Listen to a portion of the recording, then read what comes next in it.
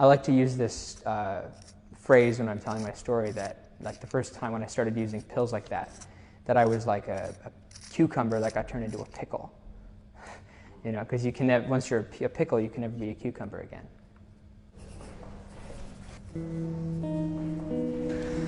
We all ready? Yeah. My name is Knox. I'm from San Clemente, California. I'm 28 years old, and about 11 years ago, I made the choice to start using drugs, which little did I know was a choice that would change the rest of my life forever.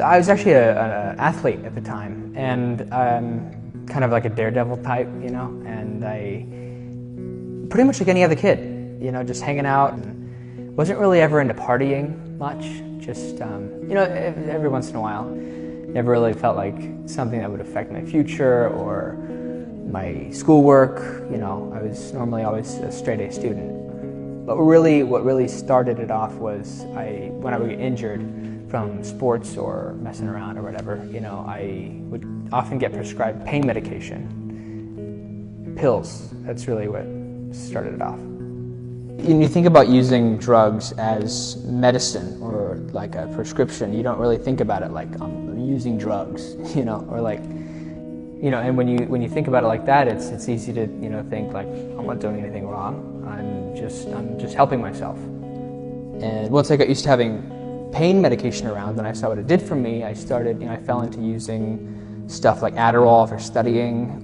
you know, or Xanax, or I got into Norcos, and eventually just sort of integrated that into my recreational use with, you know, like drinking and smoking, and that's really what developed my addiction to opiates.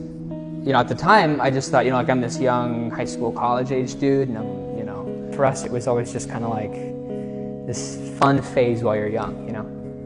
My first wake-up call was I got a DUI when I was 20, and at that point my whole family knew, so I decided it was a good time to let them know that I had this problem with pills. And I got sent to a sober living, and that's really when I realized that I was addicted, because I had to have it with me, you know, and I relapsed, and I actually overdosed on a pill called Opana, which is basically heroin in pill form. And I took one pill, and if my friends hadn't found me passed out in my car, I wouldn't be alive. Yeah, I moved to Hawaii after that, just to get away from everything, and I lived in some other sober livings and enrolled in some college classes, and I was really getting back on track. And, you know, but college kids, like a lot of college kids, like to party a lot, so, you know, I thought I could just party like just a normal person, so I started drinking again and smoking here and there, and then it was like back to square one. So that's the thing about drugs. I mean, a lot of people know that you develop a tolerance to it, and you can never get the same feeling that you had the first time unless you take more and more and more, or you try something different. When I was out there, I was introduced to crystal meth, and I was basically just back in the hole, digging myself deeper into the hole that I already made for myself, you know.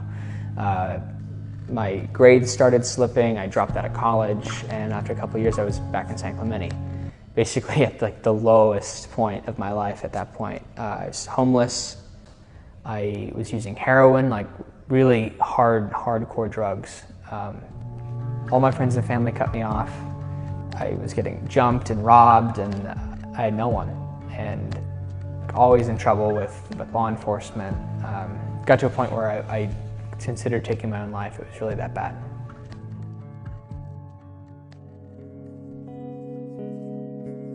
Yeah, that was rock bottom. But fortunately, that's really what made me want to get clean, you know.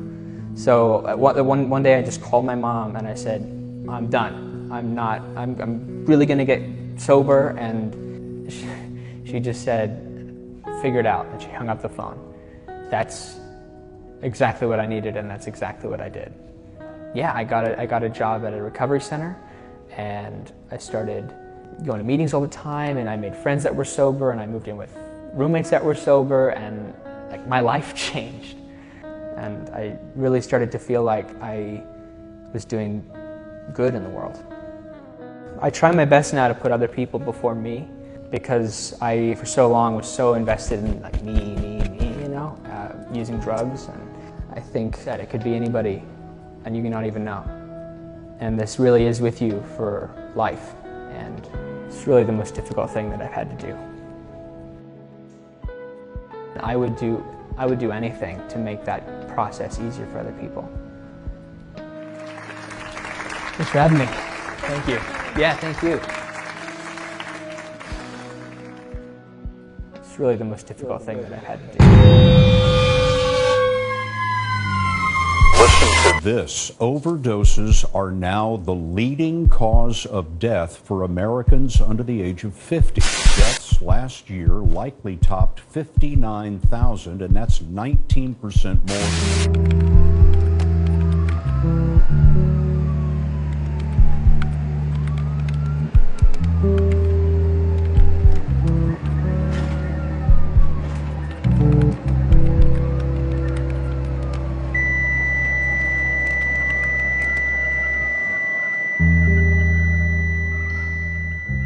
Never in a million years.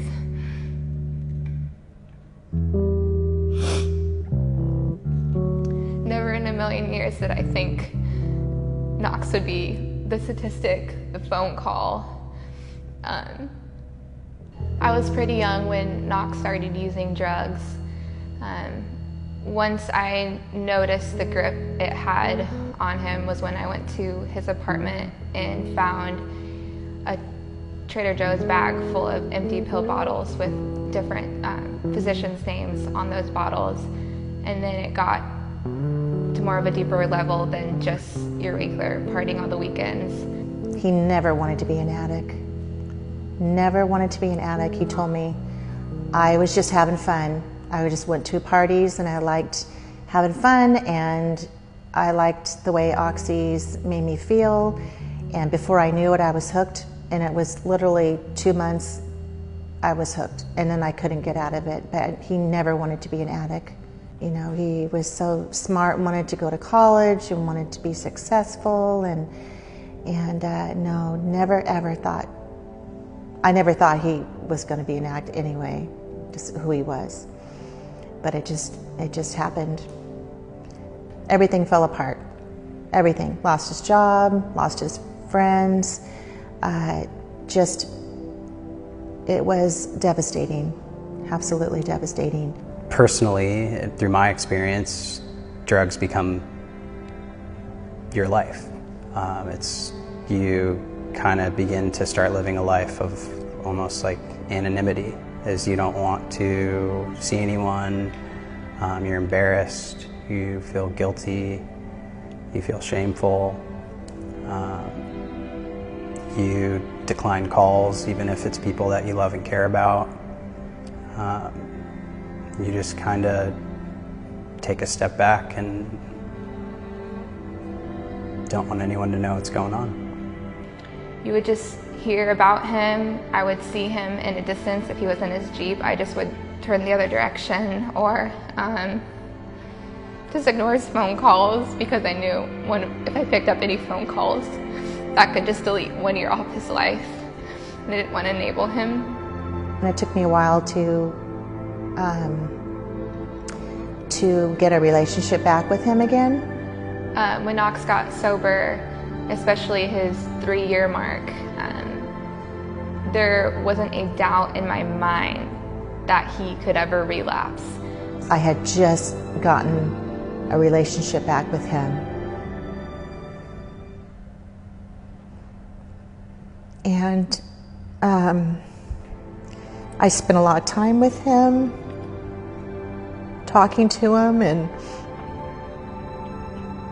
he said, he was calling me all the time, you know, saying he loves me, and, you know, it felt good to see him a few times. So that the night that he died, when the coroners showed up, when they walked in, and when she was shaking her head and saying how, I'm so sorry, and I knew I knew that was the last one. But no, I never thought he was going to, I never thought he was going to die. I thought he was going to make it. It was, out of my whole life, this was the hardest thing that I've ever gone through.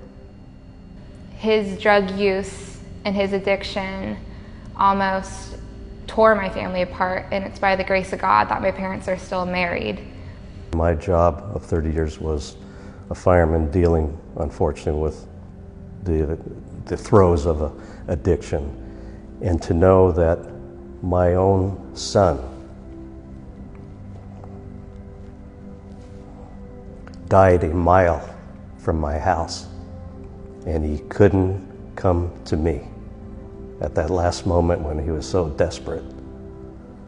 That kills me, and I'll live with that pain forever. My son passed away at 8:00 p.m. It was a coroner who was also a sheriff and another deputy came to my house. A couple cars pulled up, and from my previous experience of a fireman working with cops, I went over to look out, and I know how they park at different locations when they're going to a residence. And when the deputy looked up,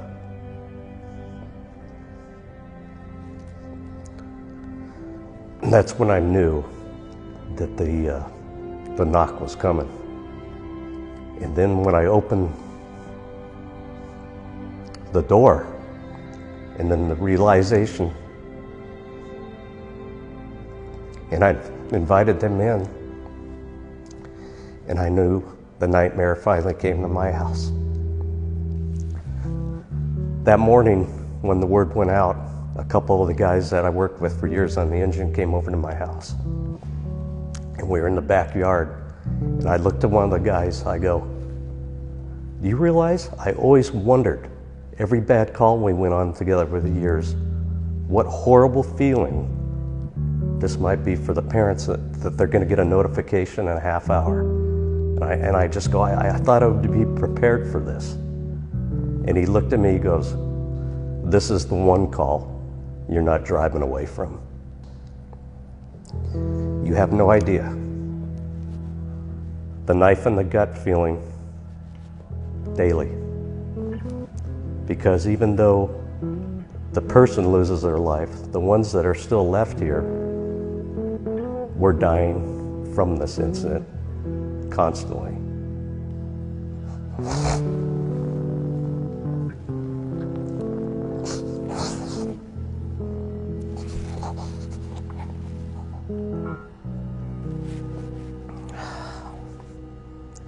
That's true pain right there, still.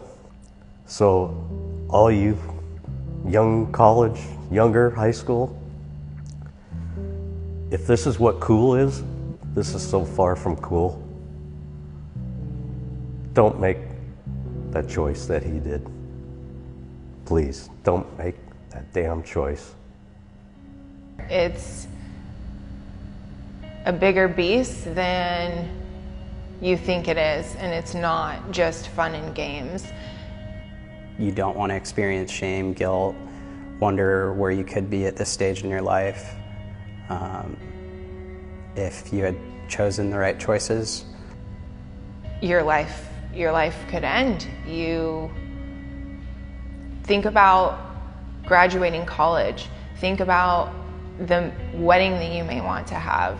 Think about the dream vacation you may want to go on. Those things may not happen and come to pass because of one night where you want to feel good and try something different. It's not worth it. You're messing with a bigger beast than you know. you know, if you want to do great things, then make great decisions. So whatever my advice would be is just pause, like think about what you're doing, think about, is that like what you want to do in the end, or is it just reflexive, you know, get that feeling right away type of thing? Because anything that's that good can wait another second and it'll still be that good, you know, but you should always pause and think about like what you're trying to do, and is it what you really want to do. you know, when you hear that little voice in your head that's saying maybe I shouldn't do this, to actually follow that. And I feel like it's so important to stay focused on your goals in your life and remember what is important. If Knox was in this chair right now, he would be staring at the camera and he would just be saying, find something else to do to fill that void. And you might not realize you're filling a void, but there's a reason behind everything. And he would just say, stop while you can, turn around and do something else.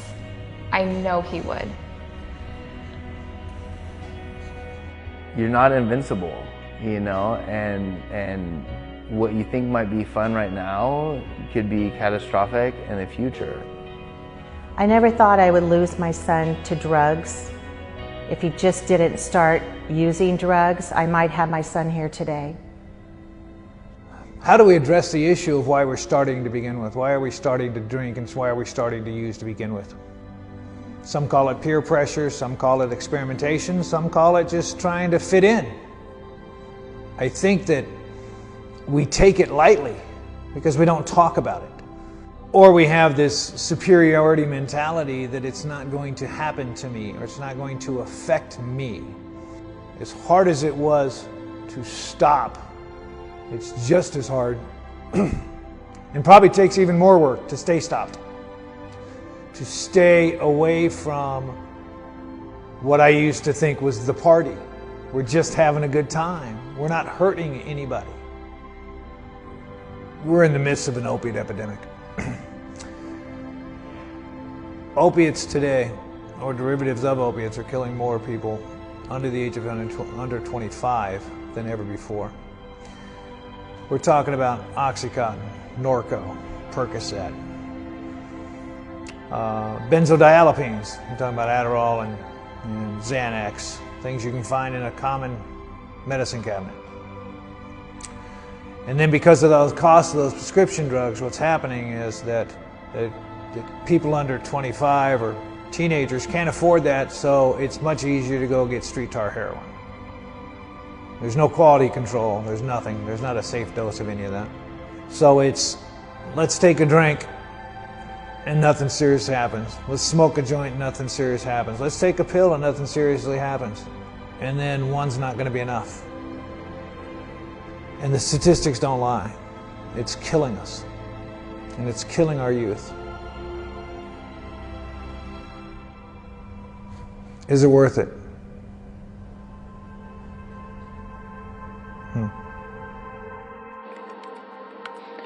The world is at a loss without him, and I just wish that he would have given himself the love and care and attention that he gave to so many other people. And the hardest thing they always say is that, you know, when you are struggling, you pick up the phone and it's a 1,000-pound phone. It's not a bad thing. If you do need to call somebody, it's just the right thing to do, you know, and you deserve for yourself to do that. If we can save one life through this, it's going to be worth it to me. It'll be worth it to me as his mom.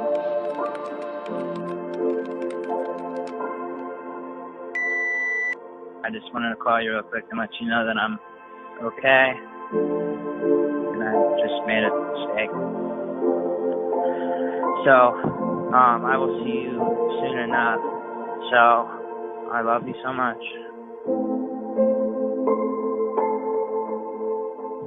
All right, bye.